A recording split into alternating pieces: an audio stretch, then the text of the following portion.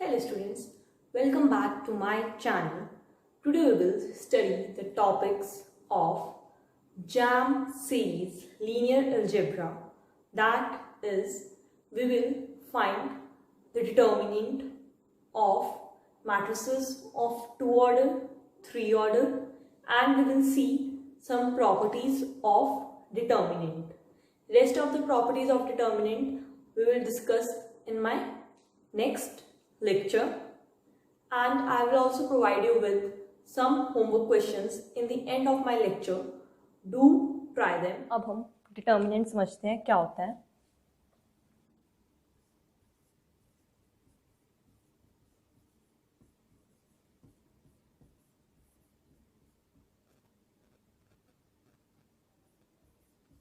Determinant क्या होता है? To every square matrix A there is associated a number which we call determinant. Basically जो भी सारे स्क्वायर मैट्रिसेस होते हैं उनके साथ एक नंबर एसोसिएटेड होता है जिसको हम डिटर्मिनेंट बोलते हैं। जैसे कि determinant of A, determinant of A, और ए हमारे पास स्क्वायर मैट्रिक्स होना चाहिए। अब अगर हम जो हमारे पास ए स्क्वायर मैट्रिक्स है वो फर्स्ट ऑर्डर का हो, A is equal to A11 1 cross 1 order, मतलब 1 क्रॉस 1 ऑर्डर का ही मैट्रिक्स है, तो उसका डिटर्मिनेंट क्या होगा हमारे पास? A11। अब अगर 2x2 फॉर्म का है मैट्रिक्स हमारे पास A B C D, तो उसका डिटर्मिनेंट कैसे होगा हमारे पास? AD minus BC। Determinant of A is equal to AD minus BC। ठीक है। अब अगर हमारे पास जो स्क्वायर मैट्रिक्स 3x3 ऑर्डर का हो, A11 A12 A13 A21 A22 A23 A31 A32 A33, तो हम क्या करेंगे? कोई भी एक रो या कोई भी एक कॉलम उठाएंगे इस टाइप से, plus minus plus minus plus minus plus minus plus. अब अगर हम फर्स्ट रो उठाएंगे तो हम डिटर्मिनेंट कैसे लिखेंगे? First row plus A11। अब जहाँ पे A11 अकर कर रहा है, जिस रो और जिस कॉलम में, उसको डिलीट कर देंगे।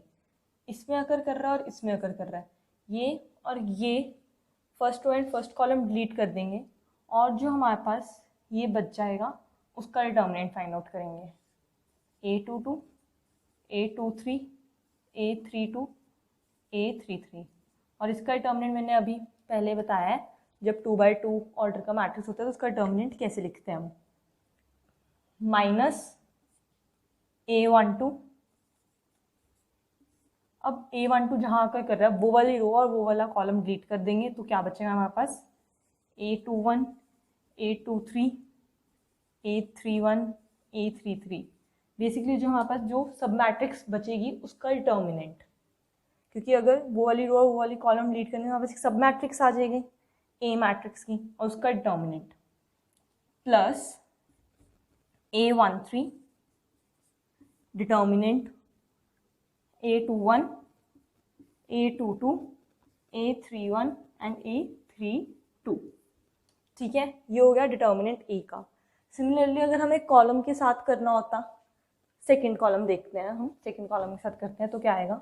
माइनस ऑफ A12, ये डिलीट कर दो, A21 A33 A31 और A23 का सब मैट्रिक्स का determinant, plus A22 deleted, A11 A33 A13 A31 के सब मैट्रिक्स का डिटर्मिनेंट, माइनस A32, इसको डिलीट कर दिया तो A11 A21 A13 A23 सब मैट्रिक्स का डिटर्मिनेंट, तो वो हमारे पास डिटर्मिनेंट आ जाएगा। और ये मैंने फर्स्ट रो से करके दिखाया था। ऐसे हम कोई भी रो से कर सकते हैं, कोई भी कॉलम से कर सकते हैं। अब जो 3x3 से बड़े ऑर्डर के मैट्रिसेस होते हैं वो भी इसी वे से सॉल्व हो जाते हैं, बट नॉर्मली पेपर में उससे ज़्यादा बड़े ऑर्डर के मैट्रिसेस नहीं आते, अगर आएंगे भी तो वो कुछ स्पेशल टाइप का मैट्रिक्स होगा, जैसे कि स्क्वायर ब्लॉक मैट्रिक्स हम बाद में करेंगे, या अपर ट्राइंगुलर, अपर डायगोनल या डायगोनल मैट्रिक्स, क्योंकि उनका एक यूनिक फॉर्मूला होता है डिटर्मिनेंट फाइंड करने का। जैसे कि जो लोअर ट्राइंगुलर मैट्रिक्स होते हैं हमारे पास, वो कौन से होते हैं, जिसमें all the elements above the main diagonal are 0, और जो अपर ट्राइंगुलर मैट्रिक्स होते हैं हमारे पास, all the elements below the main diagonal are 0, और जो डायगोनल मैट्रिक्स होता है हमारे पास, उसका जो डिटर्मिनेंट आता है that is product of diagonal elements.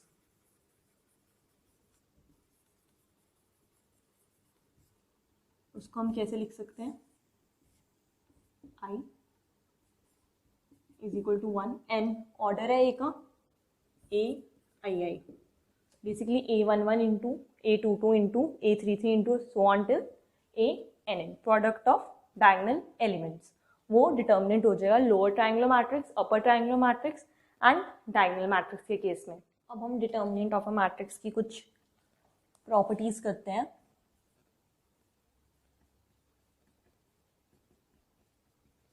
पहली है determinant of identity matrix of order n is equal to 1 for all n belonging to natural numbers.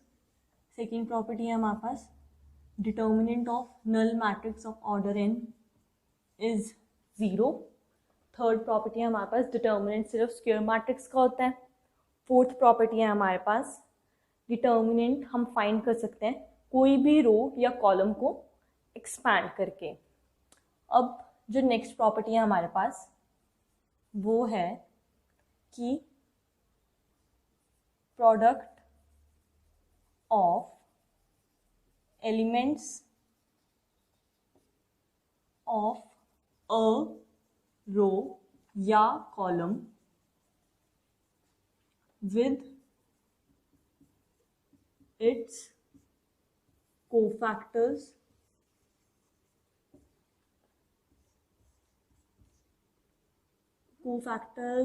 हम किसी और सिंबल से नोट कर देते हैं, C से, gives the value of determinant। Cofactor basically क्या होता है, जैसे हमने पहले जो A मैट्रिक्स का एग्जांपल लिया था, A11, A12, A13, A21, A22, A23, A31, A32, A33, तो उसमें A11 का कोफैक्टर मैट्रिक्स क्या था हमारे पास, A11 है तो वो -1 I प्लस J और डिटर्मिनेंट ऑफ अ मैट्रिक्स जो हमारे पास सब मैट्रिक्स बनकर आए उस एलिमेंट को जहाँ वो अकर कर रहा है उस रो और उस कॉलम को डिलीट करके। जैसे अगर A11 हो तो यहाँ पे आएगा A22, A23, A31, A32। वही हमने उसमें किया था, बस वहाँ मैंने पहले आपको +-1 माइनस प्लस माइनस ऐसे करके लिख दिए थे, क्योंकि अगर जो फर्स्ट लेंगे हम फर्स्ट एलिमेंट लेंगे तो वो A11 होता है, 1 + 1 2, तो यहाँ पर 1 वैल्यू आ जाएगी, इसलिए मैंने +A11 लिखा था। एंड जो सेकेंड एलिमेंट होगा फर्स्ट रो का A12, 1 + 2 3, तो माइनस, इसलिए मैंने -A12 लिखा था। एंड डिटर्मिनेंट ऑफ इट्स सब मैट्रिक्स, कोफैक्टर मैट्रिक्स भी बोलते हैं। अब अगर हम प्रोडक्ट ऑफ एलिमेंट्स एक रो या कॉलम की with cofactors of another row या कॉलम की लें, बेसिकली अगर मैं रो कंसिडर कर लूँ फर्स्ट और कोफैक्टर्स कंसिडर कर लूँ सेकंड कॉलम के या सेकंड रो के, तो वो हमारे पास 0 आएंगे। जैसे कि A11 कोफैक्टर मैट्रिक्स का जो डिटर्मिनेंट आएगा हमारे पास, या cofactor basically cofactor of 21 plus A12, cofactor of C22 plus A13 plus cofactor of 23 is equal to 0। कि रो मैंने फर्स्ट कंसिडर किया है बट कोफैक्टर मैं सेकेंड रो के कंसिडर कर रही हूँ, इसलिए उनका sum of products of elements of a row or column with cofactors of another row or column is 0. अब एक है हमारे पास रिफ्लेक्शन प्रॉपर्टी. वो क्या कहती है हमें, अगर हम रोज एंड कॉलम्स इंटरचेंज कर दें एक मैट्रिक्स के तो डिटर्मिनेंट की वैल्यू सेम रहती है. बेसिकली जो ट्रांसपोज होता है ए का, उसकी determinant is equal to determinant of A. अब दूसरी है हमारे पास स्विचिंग प्रॉपर्टी.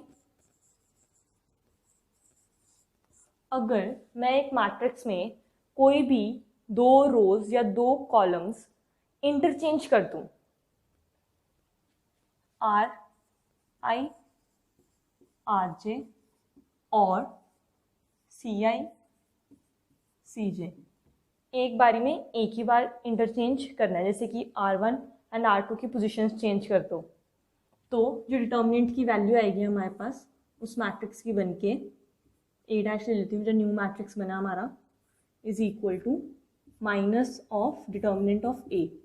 वैल्यू सेम रहती है बट साइन चेंज हो जाता है. यही अब अगर मैं उस मैट्रिक्स को दो बार ही चेंज कर दूँ, बेसिकली R1 और R2 को एक बार ही चेंज कर लूँ तो माइनस ऑफ डिटर्मिनेंट ऑफ ए आएगा.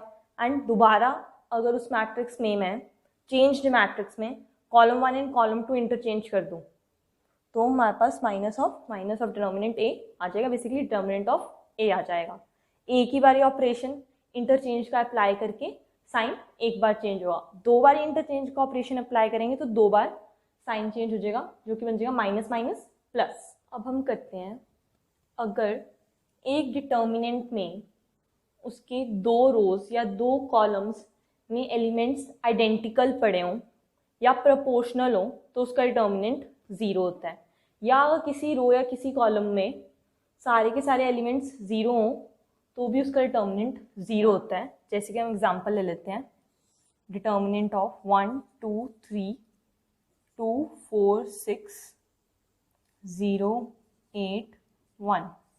अब इसमें first and second row column proportional है. C2 को हम ऐसे लिख सकते हैं 2 ऑफ C1. प्रोपोर्शनल हो गए तो इसका डिटर्मिनेंट हमारे पास 0 आएगा. अब अगर मैट्रिक्स इस फॉर्म की हो 1 2 3 1 2 3 0 1 2, फर्स्ट रो और सेकंड रो आइडेंटिकल है तो भी हमारे पास डिटर्मिनेंट 0 आएगा. अब अगर मैट्रिक्स में कोई भी रो या कोई भी कॉलम के सारे एलिमेंट्स 0 हों, जैसे कि 1 2 3 0 0 0 2 0 1, इसमें सेकंड कॉलम के सारे एलिमेंट्स 0 हैं तो भी हमारे पास डिटर्मिनेंट 0 आएगा. ऐसा क्यों हुआ है? क्योंकि अगर हम मैट्रिक्स को डिटर्मिनेंट फाइंड करें बाय एक्सपैंडिंग द कॉलम 2 तो वो हमारे पास 0 into product of some cofactor matrix, और वो हमारे पास 0 आएगा, क्योंकि 0 into product of something is 0. 0 plus 0 plus 0 is equal to 0. And ये हमारे पास प्रॉपर्टी होती है कि अगर कोई भी दो आइडेंटिकल रोज हो या दो आइडेंटिकल कॉलम्स हो या प्रोपोर्शनल दो रोज हो या कोई प्रोपोर्शनल दो कॉलम्स हो तो डिटर्मिनेंट 0 आता है. अब अगर एक रो में हर एक एलिमेंट को किसी स्केलर से मल्टीप्लाई करें हम, कोई भी एक रो में या कोई भी एक कॉलम में, तो जो वहाँ पर डिटर्मिनेंट की वैल्यू आएगी उस न्यू मैट्रिक्स की, वो k times determinant of a हो जाएगी. जैसे कि अगर ओरिजिनल हमारे पास जो a मैट्रिक्स है वो इस फॉर्म का हो, a i j, एंड मैं ऑपरेशन ऑपरेट कर रही हूँ R1 changes to k of R1, तो वो बन जाएगा KA11 KA12 KA13 A21 A22 A23 A31 A32 A33. अब इसका डिटर्मिनेंट आएगा, k को मैं फर्स्ट रो में कॉमन निकाल सकती हूँ बाहर,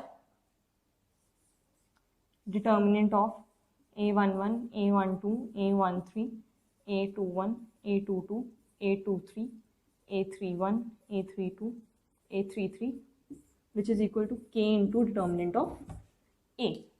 सिमिलरली अगर पूरी मैट्रिक्स के साथ एक स्केलर मल्टीप्लाइड हो जाए, मतलब कि इस कॉलम में भी k है, इस कॉलम में भी हर एक एलिमेंट में k है और इस कॉलम में भी हर एक एलिमेंट में k है, तो क्या आ जाएगा हमारे पास डिटर्मिनेंट की value k raise to power 3। So k a का डिटर्मिनेंट क्या आएगा हमारे पास k raise to power n, determinant of a where n is order of a। जितने भी ऑर्डर का वो स्क्वायर मैट्रिक्स होगा उतनी ही उसमें रोज या कॉलम्स होंगी, तो हमारे पास आ जाएगा ना कि हर एक रो या हर एक कॉलम k से मल्टीप्लाई हो रही है। तो इसीलिए जब एक रो से k से मल्टीप्लाई हो रही तो k एक बार ही बाहर आया था। अब अगर n रोज में k टाइम्स मल्टीप्लाई होंगे हर एक एलिमेंट उस रो का या कॉलम का, तो k n टाइम्स बाहर आएगा। k इंटू n टाइम्स क्या हो जाएगा हमारे पास k raise to power n। इसलिए ये बड़ा इंपॉर्टेंट फॉर्मूला होता है, काफ़ी यूज़ होता है क्वेश्चंस में, याद रखना इसको। k का determinant is equal to k raise to power n into a का डिटर्मिनेंट। अब अगर हमारे पास दो स्क्वायर मैट्रिसेस हैं सेम ऑर्डर की, तो ए बी का determinant is equal to a का डिटर्मिनेंट इंटू b का डिटर्मिनेंट। अब एक और प्रॉपर्टी है हमारे पास, a एक्सपोनेंट में हम जा रहे हैं, रेज टू पावर n का determinant is equal to a का डिटर्मिनेंट होल पावर n। अब जिन मैट्रिसेस का डिटर्मिनेंट 0 आ जाए उनको हम सिंगुलर मैट्रिसेस बोलते हैं।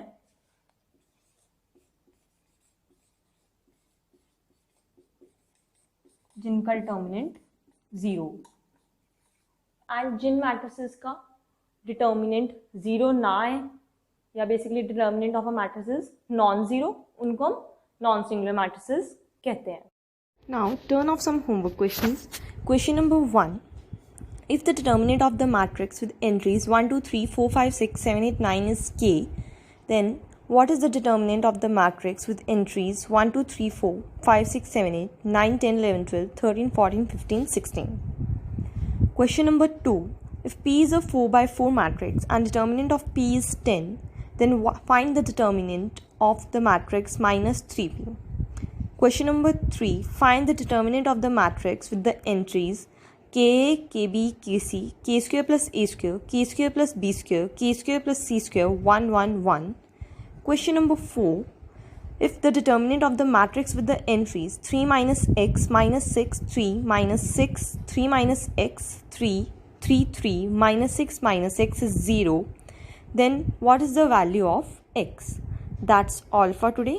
Thank you.